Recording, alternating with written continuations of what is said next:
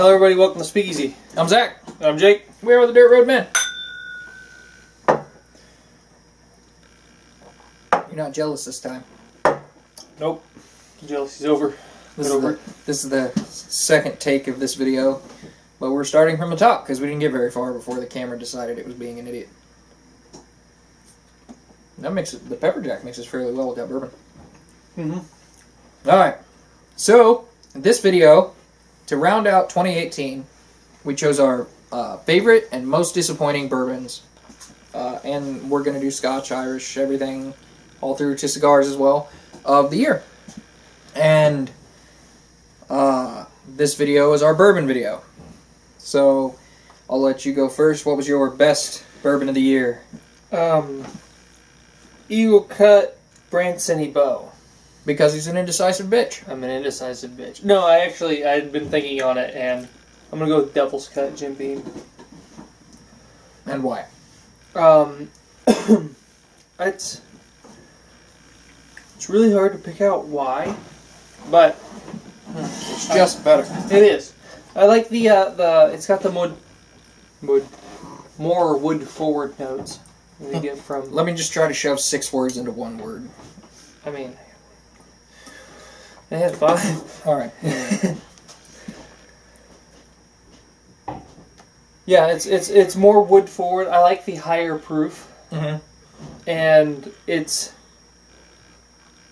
like the base whiskey they started out with is a little bit more rounded off than because it's the black, right? Yeah, and it's just like all of those compiled into one glass, and it makes me happy. I bought a 1.75 liter, and I showed you my bottle down picture the other day. I bought it like a week ago, and I had help drinking it, but yep, it's pretty good. it is. It's my favorite. And the best thing about that is it's like $25. So Jake's bourbon of the year, $25. Yep.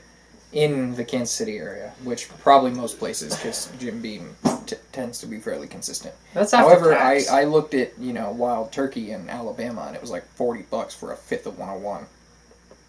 So I wonder if they do the their taxes based on alcohol percentage. maybe. And look, but anyway, so my best bourbon of the year then was Blade and Bow.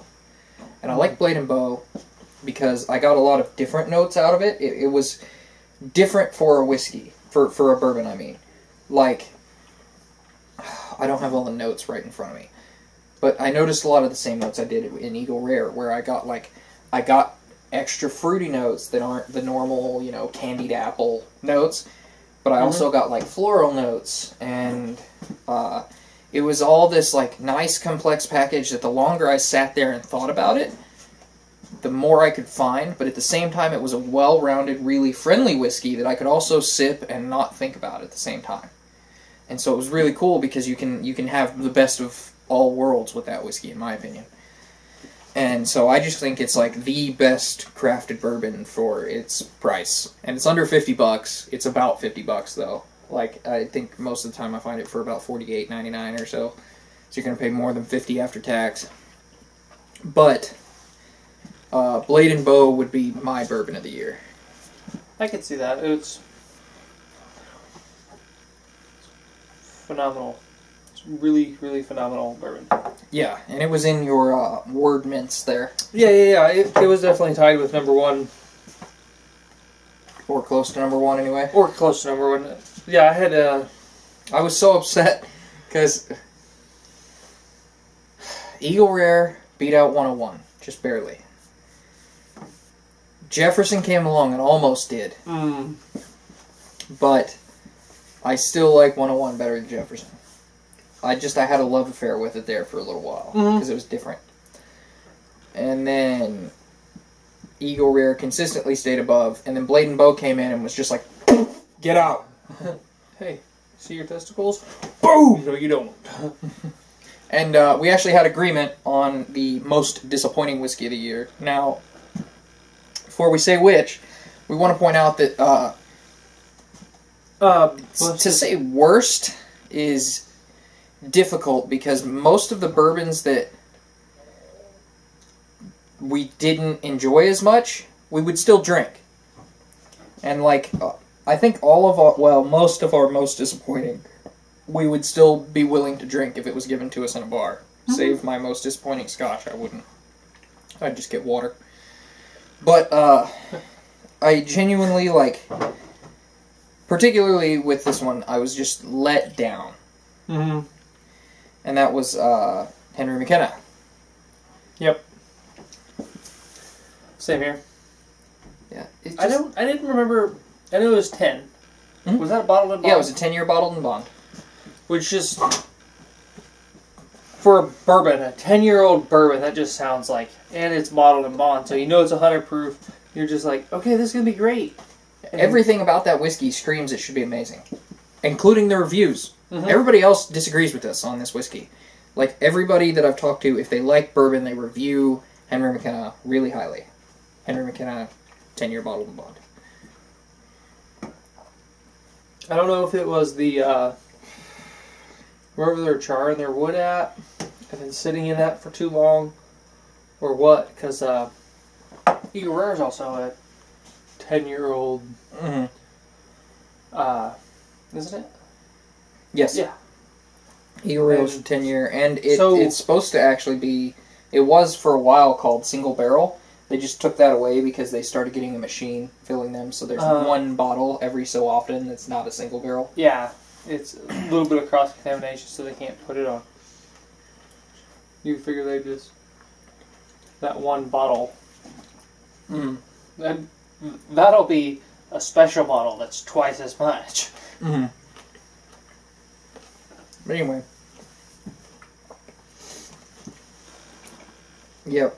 Henry McKenna did have a note that I haven't pulled out of any other bourbon so far, which was banana. Yeah. And I was impressed by that. But everything else about it, it was like the mediocrest whiskey I'd ever had. Oh. It was twice the price of Jim Beam White Label. Uh-huh. And I would rank them at the same drinkability. I'd rank it below White Label. Here, like... I am a little one-sided towards. See, the problem for me with White Label is it has this sour note on the finish that just turns me off. Mm. That's not there in black. Okay. It's gone with that extra little bit of age. It's a little bit more of a greener wood flavor. Now, that same note was there in the McKenna, but there was just not, like, the banana note was there, but it didn't like scream at you or anything. You had to look for it, and I just wasn't impressed with it at all. And for the build-up, I expected this to be like one of the best bourbons I had ever tasted, and it just wasn't. I was so let down. So, definitely I would say Henry McKenna makes our most disappointing bourbon of the year, and then Jake's pick for best was Devil's Cut, and mine was Blade and Bow. I suppose we wanted to keep these videos short, so yeah. There you have our best bourbon of the year. We'll see you for our next video, which will be our best scotch of the year. Till we see you again, I'm Zach. And I'm Jake. We're the Dirt Road Men.